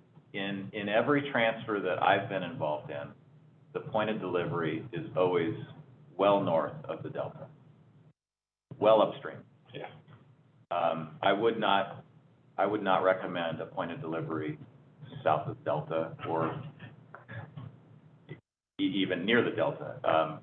I wouldn't bring that to you. It Right. wouldn't make sense. It'd be too risky. Well, is there an acre foot for out that it gets better? I mean, the cost. It's like a volume discount. Is there a volume cut off and say, okay, it makes sense for all these other, regulatory things that go on? So, I'm sure, I'm sure there is a seller out there that is willing to accept more risk in potential bigger payday. But my viewing lens is I represent public agencies like NID. I just don't think that's an appropriate approach for a public agency to So take. it wouldn't pay us wouldn't pay the buyer to transfer 10,000 acre feet down. You lost me. The cost and the loss of a small amount, if we were transferring, say, 10,000, a small amount of water. Is there, I'm not. is there a minimum amount Yeah, shipped? right, to make it worthwhile to Yes. go through that process. Yes, there is. And it frankly varies year to year. Yes. Last year, I represented a first-time seller. They sold 250 acre feet. Really? I was astonished. Wow. I was astonished that, and it was such desperate times, we'll do it. Most prior years, the threshold is usually around 1,000 acre feet or more. Okay. In NID's case, it's a board call. You guys need to define, because we're gonna get to it in the next slide, but there's some hefty decisions that you need to make. That's why we're asking a ton of questions. So Dustin, if you didn't have these water transfers going through the delta, don't you have some very serious, water quality issues? Because, I mean, you need that water going in there to maintain the water quality, so it's. Yes, and there is a compelling argument that water transfers benefit the environment. Yep. It, obviously, between point of delivery and the delta, there's an increment of new water to the system. There's benefits associated with that.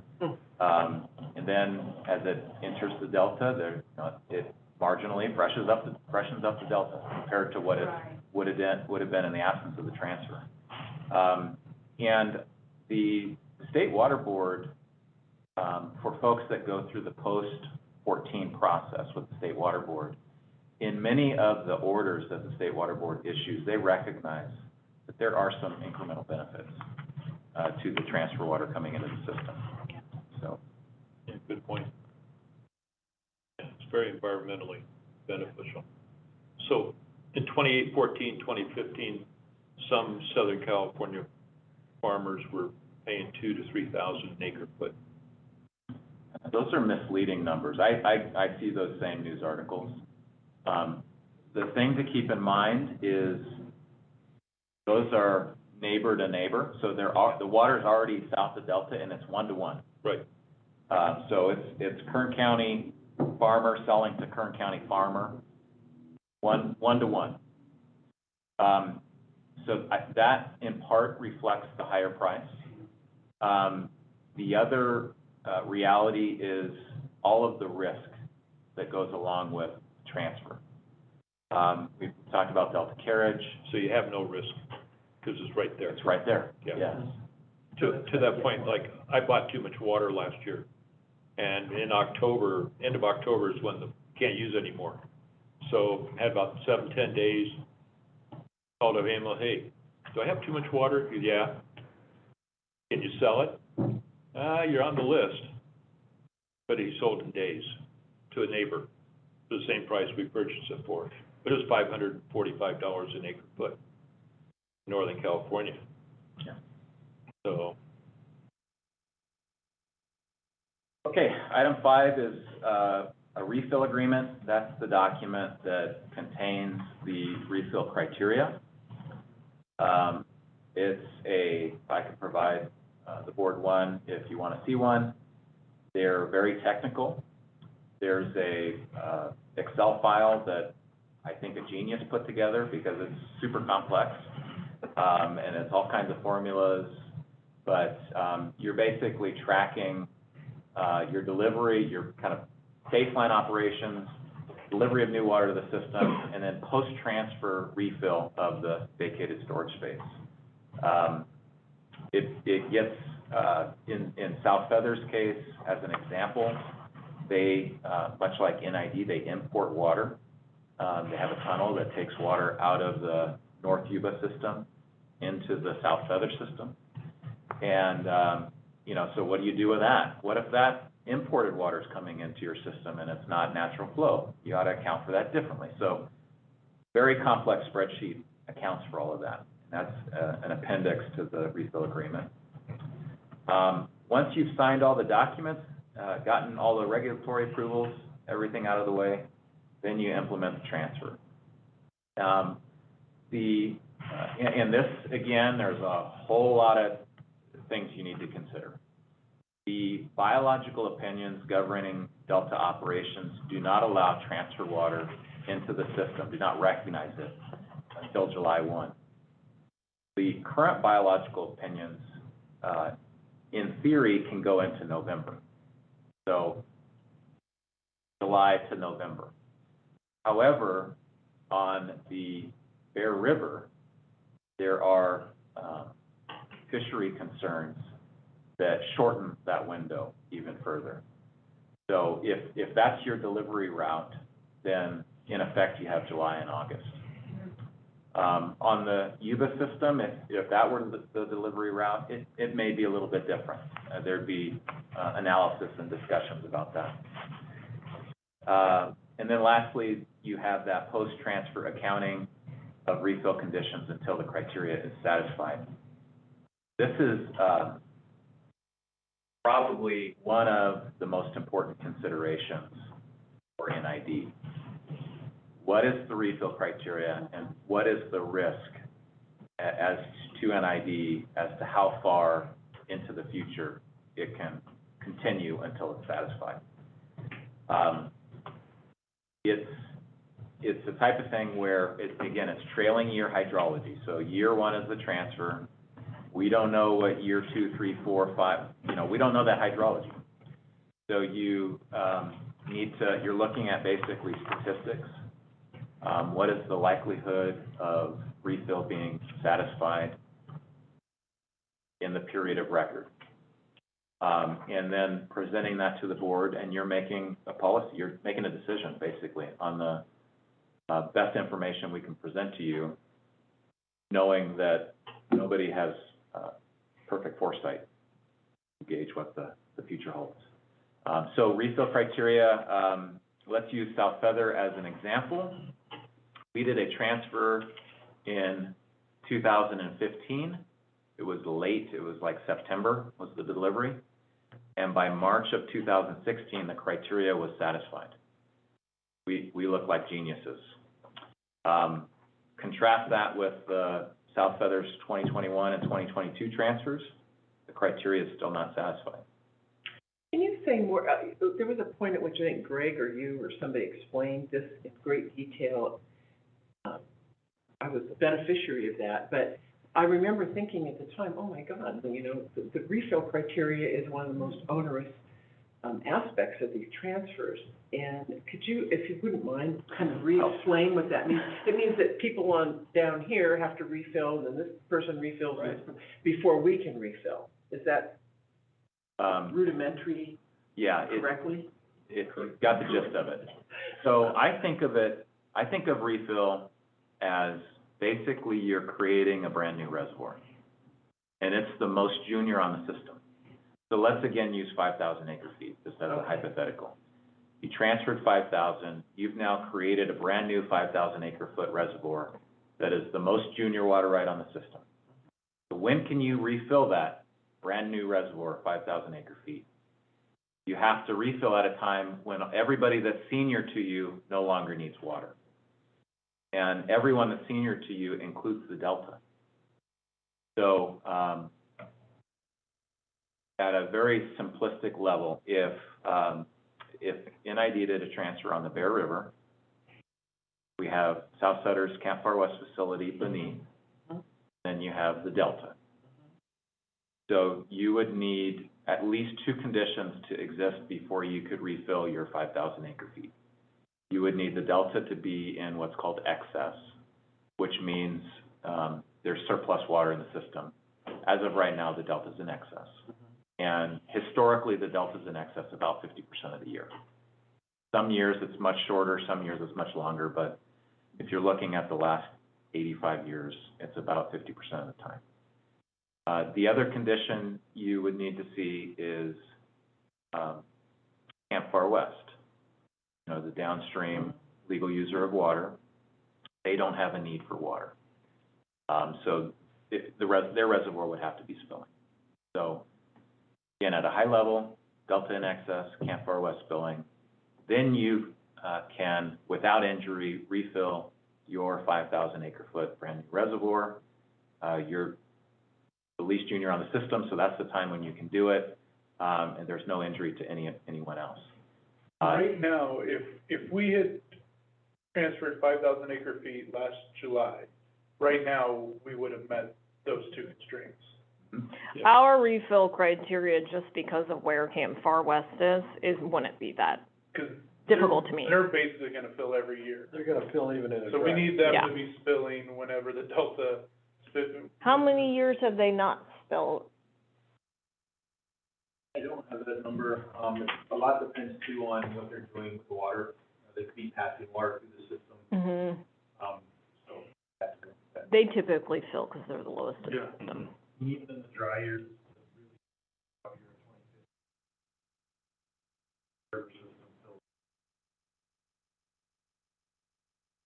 I have a follow-up question to that. So you said, 50% of the year the delta is in excess. So at what point does the clock start or stop that allows us to refill? In other words, operationally, you refill.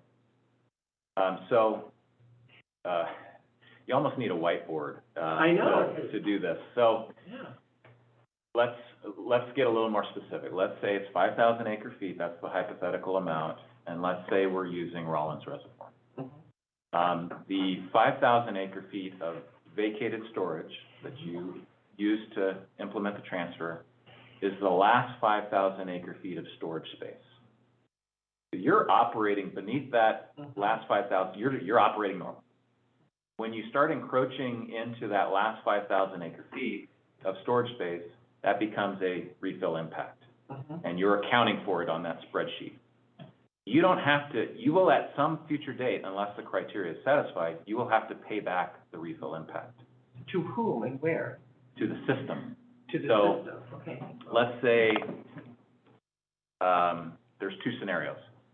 Camp Far West, the delta was in excess, but Camp Far West didn't spill. Then you'd pay back to Camp Far West. Or if Camp Far West is spilling, but the delta wasn't in excess, then you pay back to the delta. So there would be, you would determine that when the impact occurs. And it's, there's a,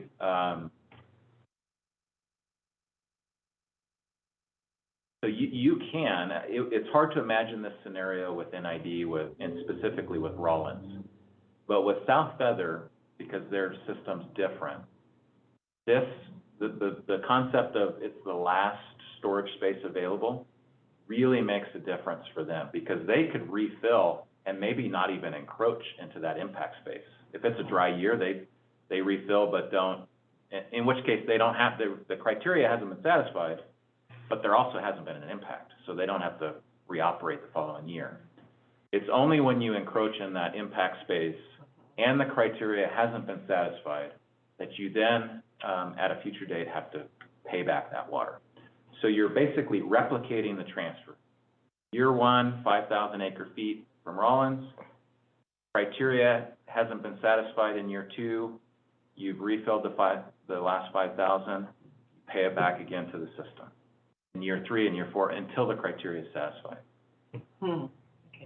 Until the delta is in excess and Campfire West is filling. So that, It leaves, That's the at least, in this hypothetical. that's Dustin's refill criteria. Yeah. But, so we could end up paying back 5,000 acre feet every year until that condition's met. And, yeah, until the criteria is satisfied. So if you About can, 1 year. yeah. Wow. So in these other, like, Statistically speaking, it doesn't happen like that. sure, Right. in these other agreements for your other agencies that you work with, do they typically, keep themselves from doing a second transfer until, a future transfer until the first transfer is paid back? Yes, Yeah. up until the most recent South Feather transfer, 2021 and 2022, they'd always been one and done. Yeah. One transfer, then no transfers until criteria is satisfied. That makes sense, that's, The, What about South Sutter? Because that one's done 9 out of the last, like, 10 or 11 years. They must be meeting that criteria. so they're the rim, They just need the delta. they're the rim reservoir, their refill criteria is totally different. Yeah. Back years ago, when they were considered a reservoir reoperation seller, their refill criteria was basically when the delta's in excess, because that was the downstream reservoir step. We're above them, so we gotta look at them and look at the delta. Okay, I got it. Okay. South Feather's above Lake Orville. I mean, in some respects, Wow. having a 100,000 acre foot reservoir, if it's tied to that, is way better than a 3.5 million acre foot. Sure. Because Orville does not spill as much as Campfire West. So we need a warm storm, frankly. What's the rim reservoir? The last reservoir on a system. So Campfire West, Englebright, Fourville. So when the delta's in excess, then 215 water is available out of Sacramento River and San Joaquin? No, it's more complex. 215 water is like flood water, and it's more complex than that. It's truly surplus to the system. And the pumps are at capacity, the project facilities are all taking as much water as possible, and somebody else has the ability to take that water. It's really cheap. And it almost never happens. Right. Yeah. It happened last week. On the $13. Bryant, Huh? on Bryant. what? On Sacramento. But I don't think I think it's a non-event, because I don't think anybody takes it. Well, we tried. The water was so dirty, you couldn't irrigate. $13 an acre foot. So Dustin, just so I'm clear on the refill criteria, if you make a partial contribution 1 year, then, and the next year you make an additional contribution, it doesn't start over that you have to do the 5,000 in total, or does it? Are you referring to two transfers, or? One transfer? One transfer, but the refill criteria hasn't, okay. You're replenishing the refill impact. So if your refill impact is the full 5,000, then you're reoperating your reservoir again. Maybe another way to say it is, your low point in Rollins is 50, 60? 40 to 45. Okay. That's combined with me. So let's say your kind of standard low point of Rollins Reservoir is 45,000 acre feet. And year one of the transfer, you lower that from 45 to 40, right? That's the 5,000. Year two, you fill and spill, so you've got a 5,000 acre foot impact. You replicate that operation year two. So you, rather than going back to 45, you go to 40. That's one way to do it. In most years, so for example, if we hypothetically transferred last year, it would have been a non-issue, Right. right? Right. This year, they're already spilling and Delta's in excess, non-issue. Right. In your opinion, that is what we, most years. Most years, we could run a analysis to see what years it would have ever been a problem, but it's not the majority of the years by any means. I want to manage the board's expectations. Those two criteria, those two conditions that I That's described, Dustin. that's my refill criteria for NID. This will be a lengthy discussion and negotiation with all affected parties. It's kind of like going to Las Vegas or. Refill criteria gets renegotiated with every new deal. Really? That could be what we kind of come to terms with, or it could not be. Was that one of the governor's push to make it easier? He didn't mention that, to make the refill criteria easier.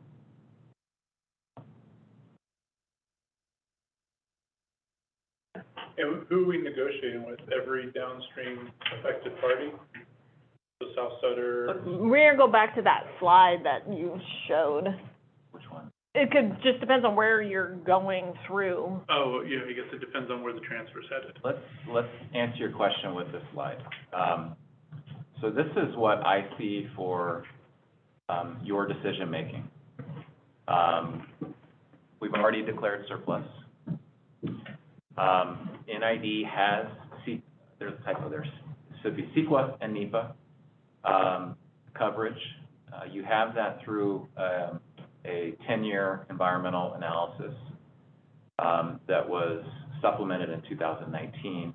That document is good through 2024.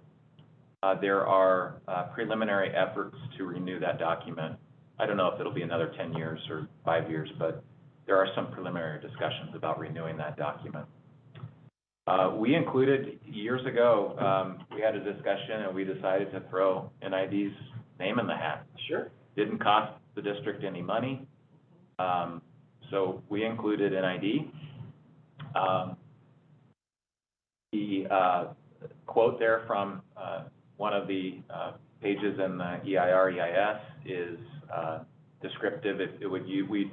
In order to have coverage under this document, we'd be using Rollins and the Bear River system, and it references a refill agreement. So let me pause here. If you want to use this CEQA NEPA document, this is the project description. If we wanted to use the UBIS system or Bear River Canal, or I don't even know if we could use Deer Creek, something else, we would then have to do an analysis of what, if any, of our obligations would be under CEQA. Or maybe we'd be going through the State Water Board. Maybe we, rather than a pre-14 right, we'd use a post-14 right and go through the Water Board process. This statement only covers Bear River? Correct. Okay, got it. And Rollins. So the final two bullets there, notice the asterisk. These are ongoing discussions. Staff and myself, we've had some preliminary discussions with buyers. But this year is, it's proving to be a challenge. So a really odd dynamic is developing where you have buyer demand. Buyers really want the water, really need the water, willing to pay, pretty good dollars for the water. But because of our, antiquated plumbing in California, there's a bottleneck in the system. When you get just wet enough or extremely wet, you run out of capacity to move water through the delta. So it's this weird dynamic where you have willing seller, willing buyer, agreement as to terms, a real urgent need, especially in places like the Central Valley or Metropolitan Water District, Southern California. But you just can't deliver the water to them. You're pinched out. So that is a real, it's maybe a little bit too early to say that transfers can't happen at this moment, but we're getting close. And I think probably in the next month to 45 days, we will know for sure. Lastly, there's a host of technical issues to resolve, things like the refill criteria or wheeling the water, storage and conveyance of the water, and so on. And those items will all be discussed extensively. If this were to happen, it would not be a surprise to the board or to the public. There would be lengthy discussions on these topics. Is there a possibility or any reason to consider, as an example, we take a 10,000 acre feet block of water and we sell it to South Sutter and they pay us X. Then South Sutter then takes that same block of water and sells it to somebody downstream through the Feather, and they get Y for that. Is that kind of a transfer, a potential for it is. thinking about? It would, I would just quibble with your language. It would not be it would be different molecules, right? Okay, right. And NID has in the past sold water to South Sutter Water District. Mm-hmm. And, I believe they have a need in certain years in their service area. And as I showed in one of the earlier slides, they're also a fairly frequent participant in the transfer market. So Right. the scenario you've presented is not outside the realm of possibility. Now, would that be a better scenario for us, because in terms of the refill criteria, that we're only selling to this one downstream user, so then our refill criteria would only be dependent upon Camp Far West, in this example, spilling? Yeah, the answer is yes. Okay. So in the past let me back up. When we sell water to in-district customers or we sell water to surplus water users, there is no refill criteria associated. It's not a water transfer. Right. It's a surplus water sale. In the past, when NID has sold water to South Sutter Water District, there was no refill criteria. So if that were to occur in the future, that would be our starting point, is that this is akin to a surplus water sale. It's not subject to a refill criteria. Now, the landscape has changed, as it does.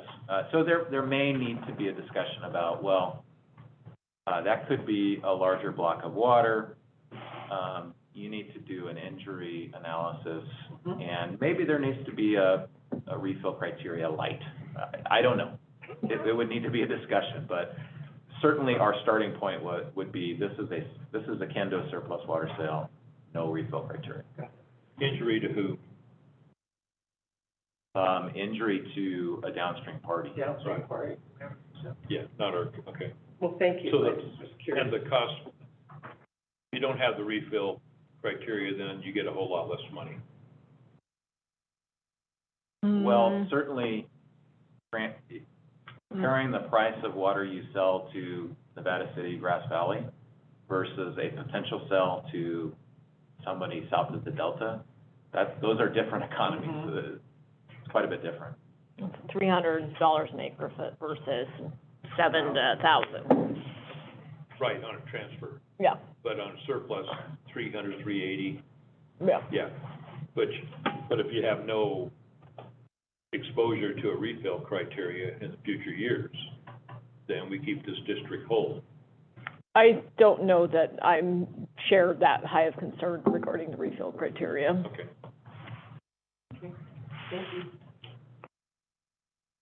So I think this is my final slide. I tried to jot down what are some of the real key decisions for you as a board to consider. Obviously, the threshold question is whether you even want to transfer at all.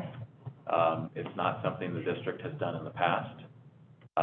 However, there are, climate change, weather whiplash, Colorado River dynamics. I mean, there's a whole lot of stuff going on. There's many millions of people in Southern California that have spent the last 2 years either not watering their lawns or watering one time a week. Whereas up here, we've been relatively blessed with not having to have that extreme water emergency. Do you see a political benefit, or a policy benefit to participating?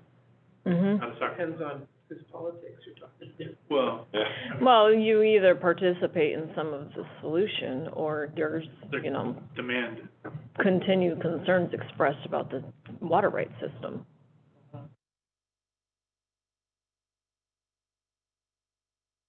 The next key decision is, assuming you say, yeah, we're kind of interested in this transfer. What is your volume? The EIR coverage provides up to 15,000 acre feet. Sitting here today, if I were to make a recommendation, it would not be 15,000 acre feet. I'd say let's treat this more like a pilot project, see how it goes.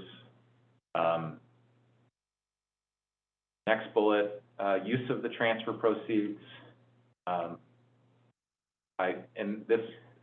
list here kind of the market rate for through Delta transfers over the last couple of years. So it's pretty lucrative from the seller's perspective. A lot of districts will really kind of create, I don't know, it's not necessarily policy, but it's really a dialogue around the use of the proceeds of the transfer. Like an earmark in your budget?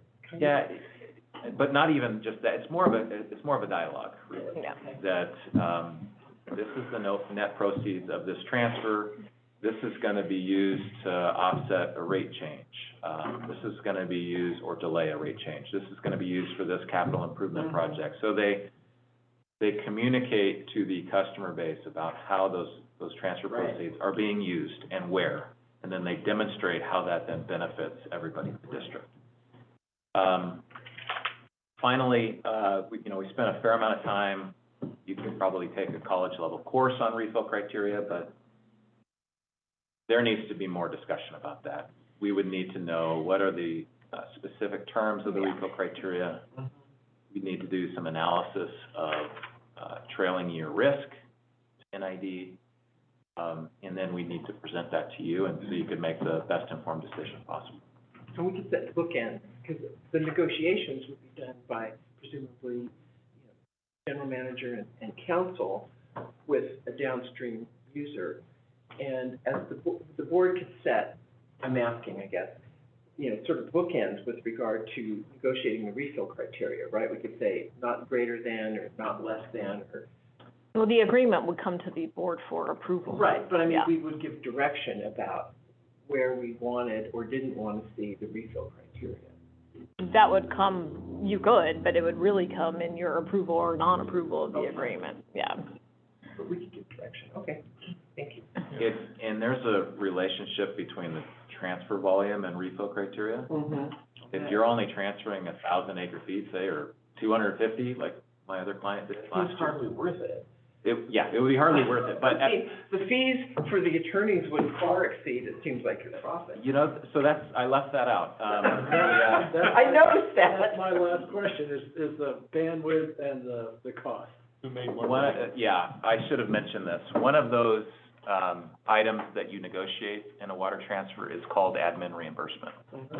And it varies from 25,000 to 100,000. I mean, it's negotiated year in and year out. But that admin reimbursement is designed to cover the cost of legal counsel, because there is a lot of work for legal counsel in these deals. Engineering, if you need engineering analyses. It does not cover board members, sorry, I have not been able to, negotiate that one yet. But yes, so for someone like NID, it would, if you were able to, consummate a transaction, there would be no cost to the district in terms of legal counsel. Oh, that's interesting. And how much about staff time, Jennifer? Do we have the bandwidth to do this, without? For as much money as we can make, yeah, we would make time for Okay. that. Yeah. Jennifer's gonna work Saturday.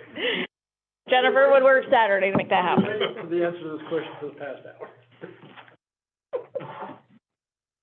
Any questions from members of the public?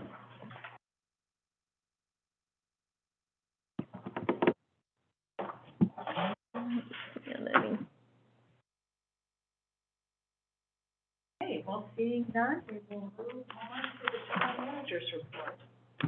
I just have a couple of quick items. I know Chip was going to share a quick water supply update, and we have another storm coming in, so that is great. Chip's rain dance is still doing really well. Good job, Chip. This week and next week. Yeah, we're looking good. And then, Is Chip teaching Tor the right man? yeah, we need Chip, Tor's been taking rain dance lessons outside frequently, so if you want to watch, you can look out the window. Notice I walk with a limp. And then we have, just some exciting announcement. We went live on the Central Square upgrade. So that happened yesterday. Yeah, so huge, thank you to finance team and Sandra and Miss Stephanie, as well as customer service and purchasing. They worked over the long holiday weekend, got us up and going, and so we're looking really good. So that's really exciting, yeah. Very good, thank you. Thank you for your work. Yeah. Okay, well, you know, honestly, I don't have a whole lot of significant changes since the last time we discussed this, because we really haven't had a great amount of weather, but we can walk through it anyway, if the clicker decides to work. If not, I'm done. Oh, dang it, there it goes. Okay, so Bowman Lake, precipitation reporting station, it's been quiet for nearly a month now, and these numbers kind of show that. It's kind of flattened out at that 60-inch mark, which is great for this time of year, 141% of average. And really, the bottom line is we're only 9 inches away from being average for the entire precipitation year, which is great. The coming forecast shows something close to this. So we're gonna get close to average here in the next 2 weeks, I would imagine. Good news. NID snow survey, this is the numbers I provided to you last time. We have not done an update yet. In fact, it's coming potentially. We were supposed to fly today, but, with the weather, pilots canceled, so next week, we're hoping to get it in. Can't fly, we have alternative methods to try and get up there. Snowmobiles. That's some cold travel. Statewide though, so we still get updates from, the state, and the numbers really haven't changed much. So, although we haven't got a lot of precipitation recently, it's been cold, the snowpack hasn't really disappeared. We still sit at, what does that say, 178% of average in the central with 141% of the April 1st numbers. So, excellent snow survey numbers still. We're gonna add to it here next week, or this week, starting tonight apparently, which is great. NID reservoir storage, so we kind of talked about this last time, how don't be surprised if you see this flat line a little bit, and there it is. We still continue to have full lower elevation reservoirs, upper reservoirs, really not seeing a tremendous amount of runoff yet because it's all in the snowpack. So we're in great shape, we're essentially full, we're at 115% of average. Our 2023 storage forecast remains on track. Thank you to Tor and his team, they did a great job. Basically, because we took this number and we forecasted 0 additional precipitation as our low bookend, we're in great shape. We're well above this number, and any precipitation from here forward will help boost this even further, so good shape there. Again, this is the same slide as last time. These numbers really haven't changed much. I think we'll probably update these once we get an updated snow survey, and once we get some real PG&E availability numbers, we'll update the slide for you. Statewide conditions kind of remain the same as the last time we talked as well. We can jump right into that, but as a whole, most of the state's reservoirs are now at or very, very close to average, so they're really doing great. Again, the laggers are Shasta and Trinity, but even those are looking much better. In fact, here's Shasta. You can see it's made leaps and bounds. It's kind of leveled off a little bit, waiting for the next round of storms, but looking much, much better. Trinity is just lagging. We're waiting. Waiting snow melt? Hopefully it'll get there. There's a lot of snowpack to come in there, but it is way behind, so we will see. But the rest of the state is just looking great. There's Oroville, well above average. Folsom Lake, well above average. Bullard's Bar, well above average at that flood control stage. And then here's the drought monitor. Actually, thank you, Ricky, for recommending putting these side by side. I think that is very cool. So the state of California on the left there, October 18th, you can see we were in extreme and exceptional drought. The right-hand half there is as of February 14th. We are pulling out of that condition, and portions of the state are now classified just as abnormally dry. So, you know, any future rain event will help continue that positive progress. The U.S. seasonal drought outlook has also improved, and there's actually now portions of the middle of the state here in the Sierras that are not classified as anything. They're average, so that's very cool. We hope that continues. Basically, in our service area, though, we remain in the drought removal likely category, so that's great. Seasonal temperature outlook, it doesn't feel like it right now, but equal chances of being pretty much average, but right now it's really cold. Keep in mind, this is for projection, you know, April, May, and June, so this is down the road quite a ways. This is not current conditions. And same with the precipitation outlook. Basically equal chances moving forward into April, May, and June. And then last but not least, this is a treated water use comparison. I think I provided this slide last time. I don't have an update for you because we haven't ventured into the new month yet, but as soon as we do, we'll update the slide and we'll post all of this on the webpage for everybody to see. All right. Thank you. Thank you. So next week, 8 inches of rain or less? It depends on, it has been bouncing all over the place. I will say that it's very cold, but not very wet. So, in our elevations, we're only talking 2 to 3 inches of snow every event that rolls through. The upper elevations, though, are talking up to 30 inches on Donner Summit. So, I mean, it will greatly add to the snowpack, which is great. That's where we need it. So, yeah, Channel 3 had 2 to 3 feet at passes, but they had 28 inches for Nevada City last night. I have a hard time believing that, but I have a hard time believing it. you never know. Yeah. Cumulatively, maybe, you know, they've been talking about an inch here, an inch there, but over the next week and a half, if you total it all up, it may get close to that, but there's models are all over the place right now. Gotcha. So no warm rain like we had in 2017. Doesn't look like it yet. Good. Thank you. Beautiful. Anything else? That's it. Okay. So, Ricky, would you like to start for director update? Sure, mine is pretty quick.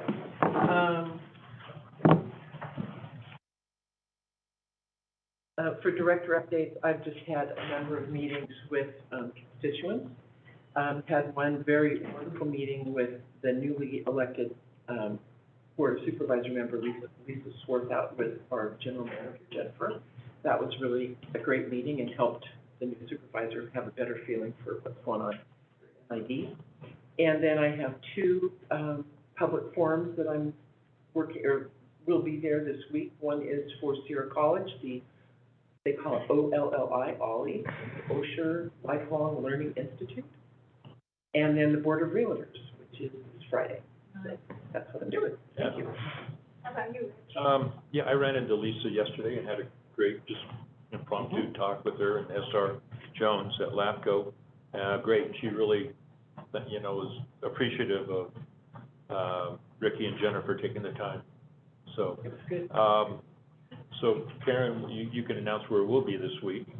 I also, quite a few people are talking, but I want to give a shout out to an NID crew this morning. It was, 30 degrees on Spencerville Road, and they stopped to pick up, and they were doing some maintenance on a canal there, and just jumped right on it.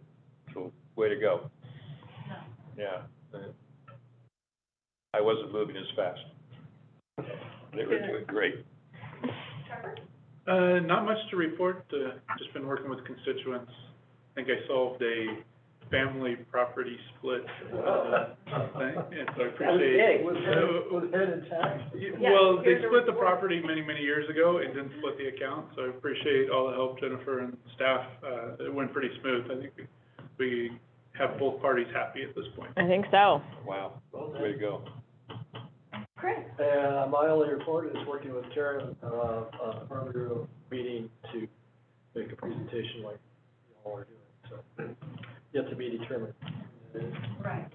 And we will do a combined meeting with Placer and Nevada County, so I think that's really cool.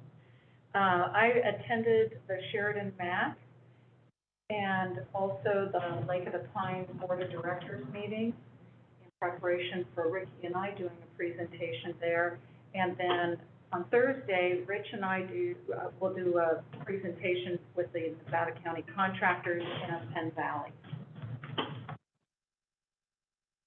For a dull moment. Okay, well, with that, I hope everybody has a great rest of their week, and we will adjourn. Closed session. Public comment on closed session items, please. Yeah. And I do not expect any reportable action. Okay. Any public comment? Any public comment on the items to be considered in closed session? Okay, seeing none, then we will adjourn.